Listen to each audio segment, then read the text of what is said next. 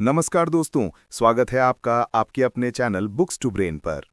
आज हम शुरू कर रहे हैं ब्रायन ट्रेसी की मशहूर किताब ईट दैट फ्रॉग का सारांश। ये किताब समय प्रबंधन और उत्पादकता पर आधारित है।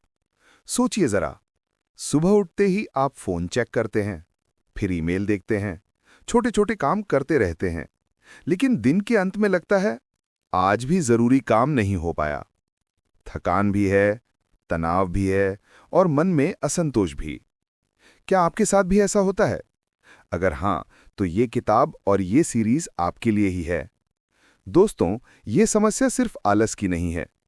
असल में यह है टाल-मटोल की आदत। टाल-मटोल यानी काम को कल पर छोड़ देना। दिल से हम जानते हैं कि ये काम करना जरूरी है, लेकिन दिमाग बहाने बना देता है। कभी लगता है अरे अभी तो टाइम है, कभी लगता है ये काम बहुत बड़ा है, और कभी मन में डर आता है कि कहीं मैं असफल ना हो जाऊं। याद रखिए, टाल-मटोल आलस नहीं है, ये एक भय है। कभी असफलता का डर, कभी जटिलता का डर। यहीं पर आती है इस किताब की सबसे जबरदस्त सीख। लेखक कहते हैं ईट दैट फ्रॉग। अब सवाल उठता है, ये फ्रॉग यानी मेंढक क्या है? मेंढक दरअसल आपके दिन का सबसे बड़ा और सबसे चुनौतीपूर्ण काम है। वही काम जिसे आप सबसे ज्यादा टालना चाहते हैं, लेकिन वही काम जो अगर पूरा हो जाए तो आपको सबसे ज्यादा फायदा देगा। लेखक कहते हैं, अगर सुबह सुबह आप अपना सबसे बड़ा, सबसे कठिन, सबसे जरूरी काम निपटा दें, तो पूरे दिन आपके अंदर ऊर्जा और आत्मविश्वास रहेगा। यही है ईट दैट फ्रॉग का असली मतलब। अब इस बात को आसान उदाहरणों से समझते हैं। तो एक स्टूडेंट के लिए परीक्षा से 1 महीने पहले पढ़ाई शुरू करना आसान है, लेकिन सबसे बड़ा मेंढक है आज ही पहला अध्याय खोलकर पढ़ना। अगर ये आदत बन जाए तो टालमटोल की बीमारी दूर हो जाएगी।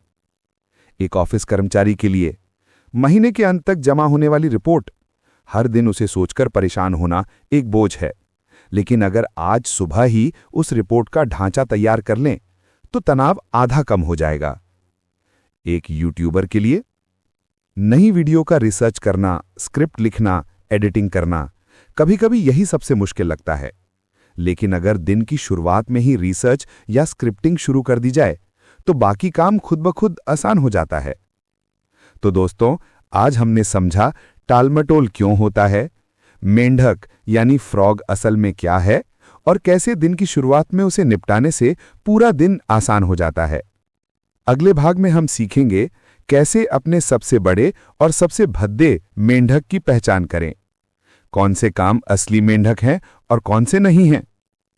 अब आपसे मेरा सवाल है, आज का आपका मेंढक कौन सा है? कमेंट में लिखिए और शेयर कीजिए ताकि बाकी लोग भी प्रेरित हों। मिलते हैं भाग 2 में। तब तक याद रखिए, सुबह का पहला काम अपना मेंढक खाना।